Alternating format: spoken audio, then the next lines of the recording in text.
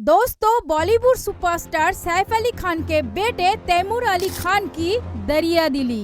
अब्बा पर हमला करने वाले को माफ करना चाहते हैं तैमूर अली खान। दोस्तों, सैफ अली खान के घर पर हाल ही में एक चौंकाने वाली घटना घटी, जिसने पूरे परिवार को हिलाकर रख दिया। एक चोर घर में घुसा और चोरी के नियत से आया था, लेकिन हालात ऐसे बने कि उसने सैफ पर जानलेवा हमला कर दिया और ये इतना शॉकिंग था कि पूरा परिवार हिल गया और सबसे ज्यादा असर पड़ा उनके बेटे तैमूर पर, जो अपने अब्बा के साथ हॉस्पिटल तक गए।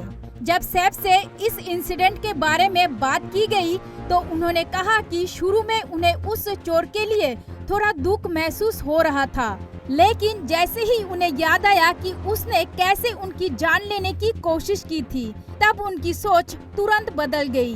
तैमूर का रिएक्शन सबसे अलग था। सैफ ने बताया कि तैमूर का मानना है कि उस चोर को माफ कर देना चाहिए, क्योंकि शायद उसने मजबूरी में ये सब किया हो।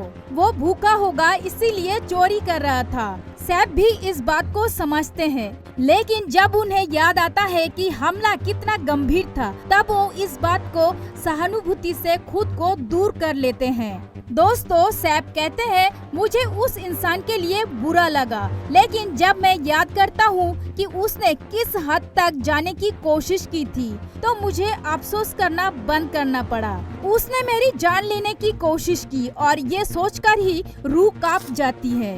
इस घटना के बाद सैफ ने अपनी सुरक्षा को लेकर भी बात की। उन्होंने माना कि गलती उनकी भी थी कि उन्होंने घर को अच्छे से लॉक नहीं किया था, लेकिन उन्हें इस बात का अंदाजा भी नहीं था कि उनके साथ ऐसा कुछ हो सकता है।